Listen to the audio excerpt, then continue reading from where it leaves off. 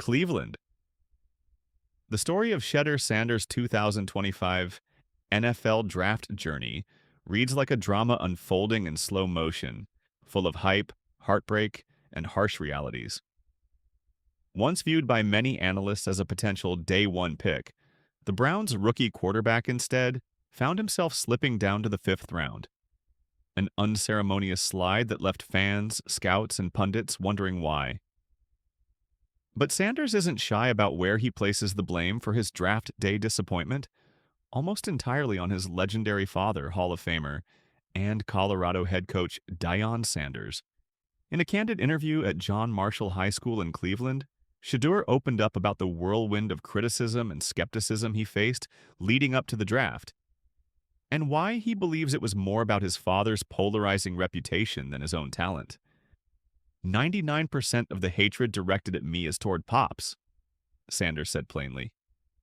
I'm just his son, but the negativity is all about him. Deion Primetime. Sanders has long been a figure both celebrated and scrutinized in the sports world. His electrifying career and bold personality earned him legendary status, but in recent years, his outspoken nature as a coach and media presence has rubbed some NFL franchises the wrong way. According to Shedeur, those old opinions and controversies about his father spilled over and created an unfair shadow over his own draft evaluation. Interestingly, Shedeur notes that the backlash is mostly an older generation phenomenon. The younger generation? They don't care about other people's opinions, he explained. They go off their own. When I meet kids in person, there's no negativity. It's all online, and mostly from people who never even saw Pops play. This split in perception shows a generational gap in how Shedeur's talent and potential are viewed. The quarterback's connection with the youth was clear during his visit to John Marshall, where his star power resonated with students who see him as a role model and an exciting player to watch. That's why I like going to schools and meeting people face to face. I let them ask whatever they want, no filter, no anything. I just answer honestly.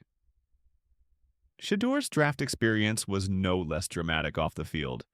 His brother streamed parts of their NFL draft party live, sharing raw emotions and stunned disbelief as Shedeur watched other quarterbacks, like Louisville's Tyler Show, get selected ahead of him. The night also included some levity, such as a prank call to New Orleans Saints.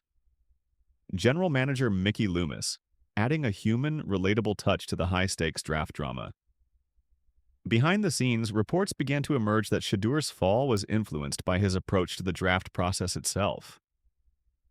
CBS sports analyst Jonathan Jones highlighted how Sanders' decision not to throw at the NFL scouting combine and his lackluster interviews with certain teams, apparently ones he had no interest in joining, did not help his stock.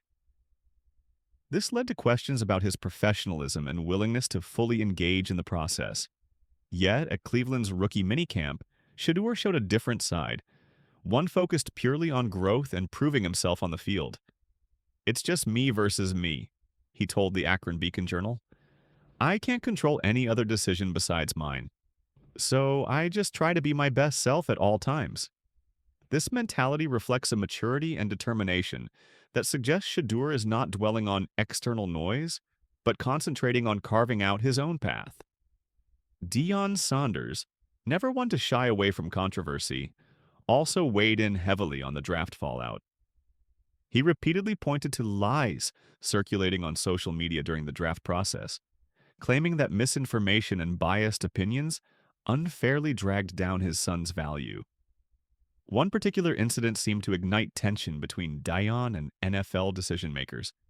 His public declaration on the $1 Million Worth of Game podcast that the family had clear preferences about which teams Shedeur should play for.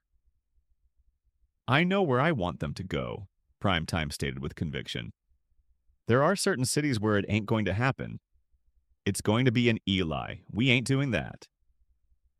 This bold stance was interpreted by some as arrogance or entitlement, potentially souring relationships with teams that might have otherwise considered Shedeur earlier in the draft. The fallout from Deion's remarks may have contributed to some franchises deciding to steer clear, fearing a complicated family dynamic or a player perceived as having a no-trade clause before he even signed a contract.